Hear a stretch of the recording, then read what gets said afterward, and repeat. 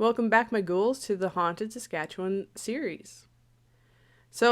If you've been following, you know that we've already covered a couple of locations in Fort Qu'Appelle area, as well as a couple locations in Indian Head area. And now we're going to move into actually my hometown.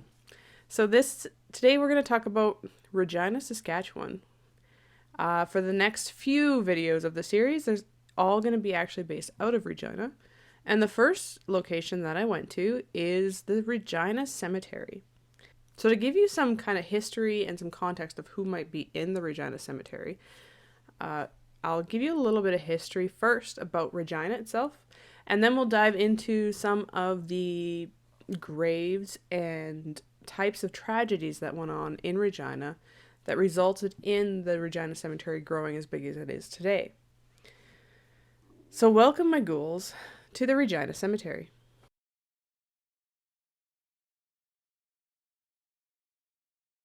Alright, first let's talk about Regina itself.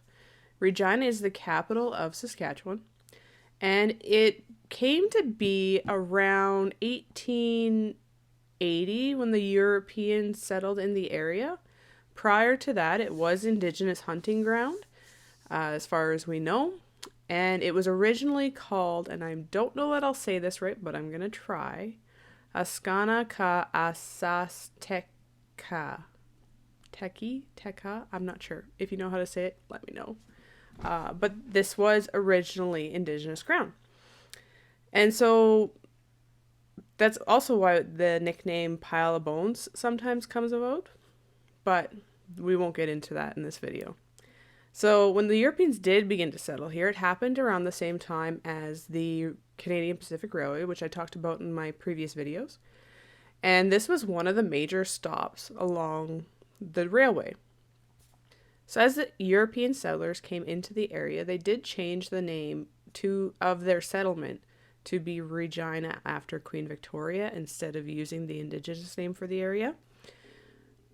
And this like I said, this happened in the 1880s, but it actually didn't become a city until 1902.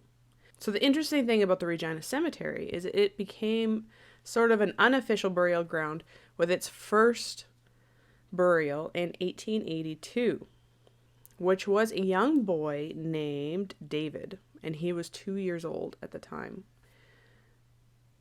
I couldn't find any more information about David, but he was considered the first burial in the Regina Cemetery location. After that, it actually became an official burial ground in 1883 and has been used ever since. Now, it is now located in downtown Regina because downtown Regina kind of grew around it, of course. So there is 43 acres that is used by the cemetery right in downtown Regina. So I think that's what I found the most interesting when we got there, is you are kind of secluded from everybody. There's trees all around, so it's really calm and quiet. So as long as there's no like sirens going by, it's really quiet and really secluded, and you do feel like you're, more closer to the middle of nowhere, less in the middle of a city. However, even when you're in the center of it, you're still surrounded by something like 30,000 cemetery plots. So it is quite full, which you'd be able to tell because a lot of the graves are extremely close together. Like there's not a lot of space in between them, but I guess that comes from it being one of the oldest urban cemeteries in Saskatchewan, if not the oldest. Now there are various sections in the cemetery based on different tragedies, different things that happened throughout Regina's history.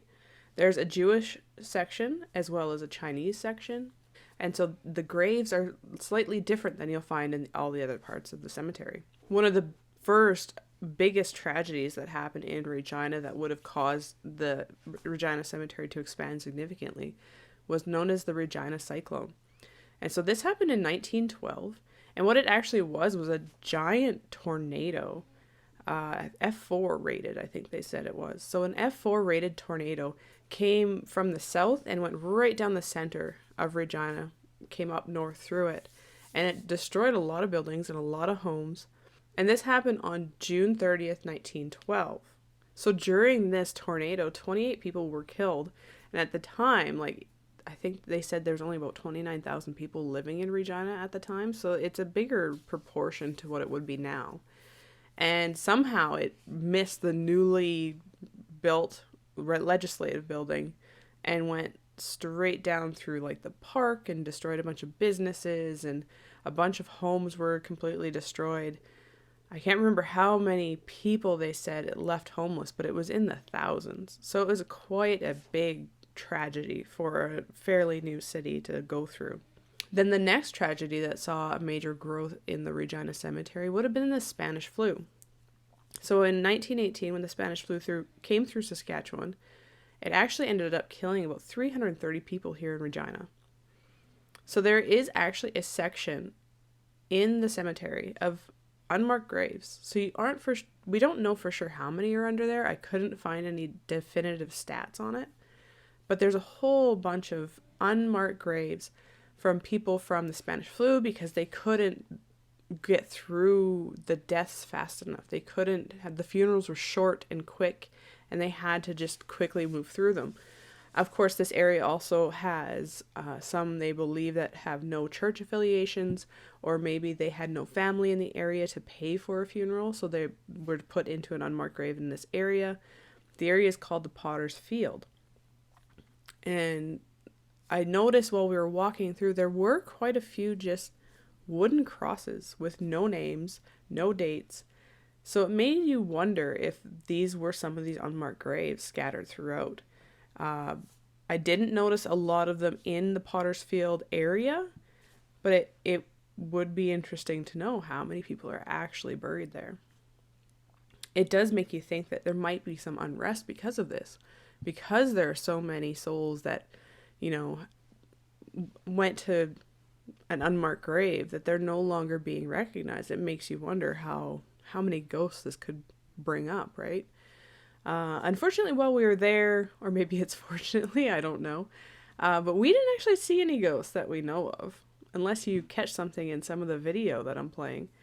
But we didn't notice anything. So then the next area I wanted to point out is in the center, there's this large circular area with plots that go in a circular motion. And in the center is the Cross of Sacrifice. So this area is soldier plots. It's the section that they consider the Soldier Cemetery.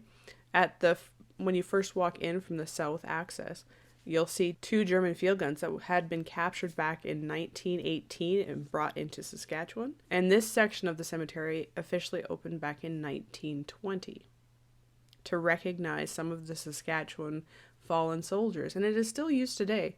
And in fact, you can still go there every Remembrance Day in Saskatchewan, and they have a service that you can attend. So another kind of creepy building, in my opinion, that is also in the Regina Cemetery is the crematorium. So this is one of the community crematoriums in Regina, and it's right inside the cemetery, kind of on the eastern side of it.